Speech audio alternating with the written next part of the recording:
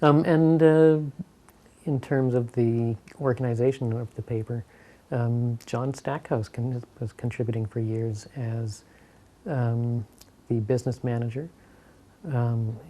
Kept us sort of focused on making sure, just keeping the finances in order. And for years, that was a key job, and it's always been a key job, but he's one person who took it on consistently. And his partner? Stuart. Stuart Davidson. Davidson. There we go. Took me a while too, sorry. That's terrible. No. It's age. Yet Stuart, I hope it's just age.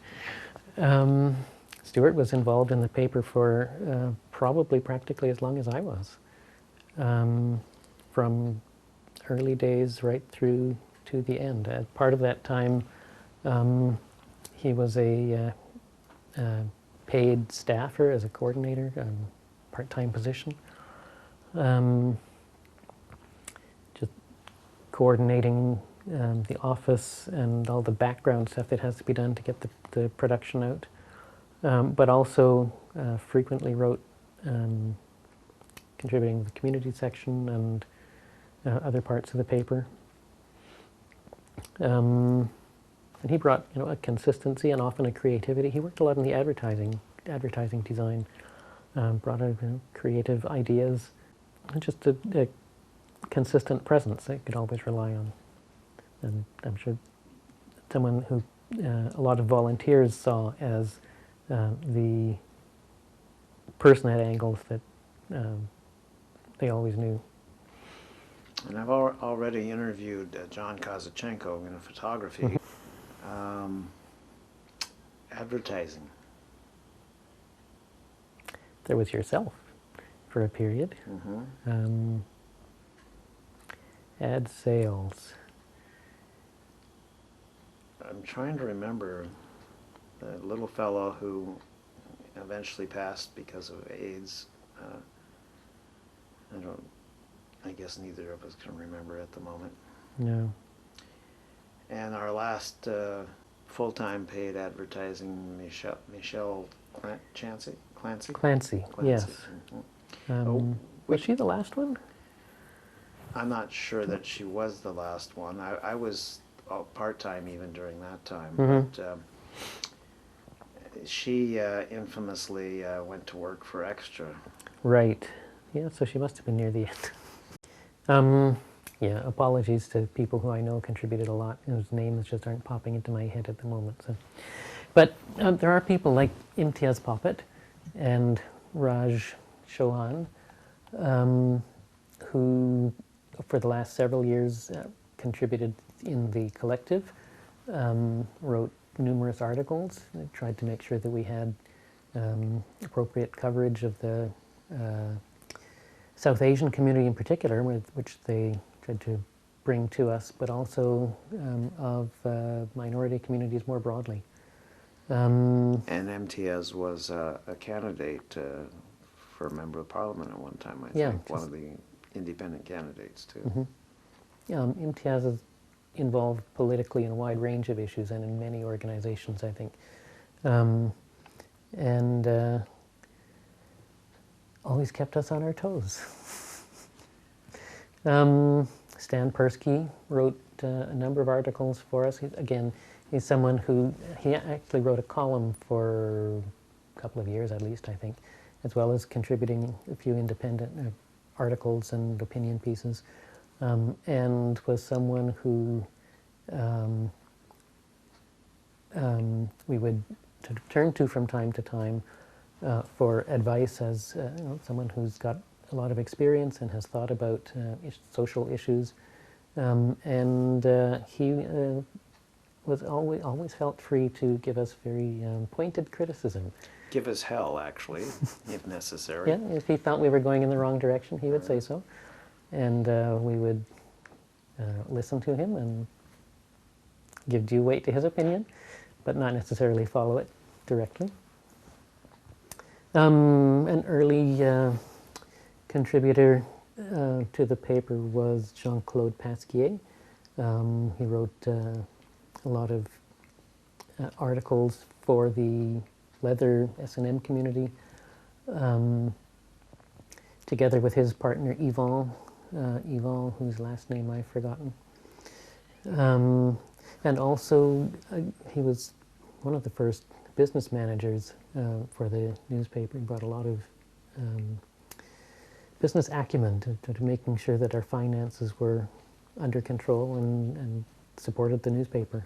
He also did some restaurant reviews too. Yes. And early on during the VGCC News, we also had Michael Eliot Hurst do restaurant reviews. And yes, we did restaurant reviews for a few issues because we found that advertisers didn't like being reviewed, and they got very upset and tended to pull their advertising. And we concluded that on our marginal finances, it wasn't worth alienating the advertisers. A losing cause, I would call it. Yes. So even with our attempt to be financially independent in the community, we had to be sensitive to the fact that some advertisers, we needed their money. Mm-hmm. So it was easier just not to cover some issues like that. And at this point... Not issues, actually. I don't think it ever affected our coverage of issues. It affected things like reviews of restaurants, which weren't particularly important to us as a newspaper, and we were willing to give up.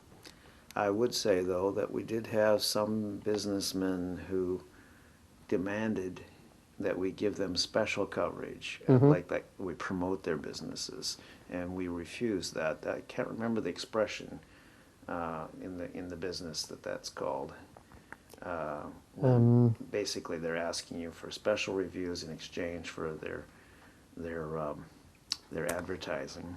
People asked for special articles whenever they were opening a new business or sometimes that having an event. A new business. And we would cover it if we felt that it was an article, an event of significance to the community. Mm-hmm.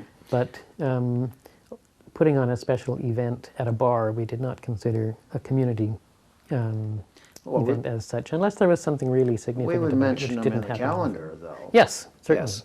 But we had at least one advertiser, and I'm not going to name names here, who basically demanded that we give them the coverage they wanted, and we said we couldn't do that, and they never advertised with us again. It was a major bar, though. Yeah.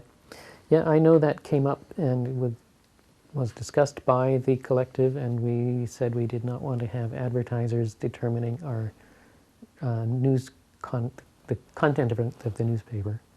Other people who were involved, let me just check my list here. Spencer Macdonnell and Hoddy Allen at the beginning of the newspaper, from the newsletter days and into the newspaper, both contributed a lot.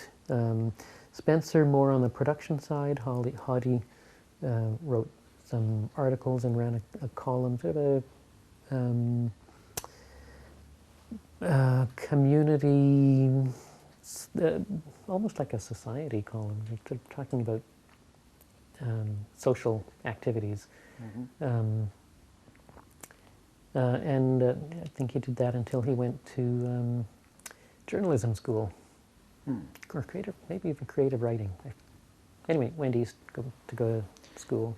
And we also had some people who were long-term grunt work volunteers. I used to do a lot of distribution work, and one of the persons who helped me for many, many years was Hugh Ryan. Right. Yeah.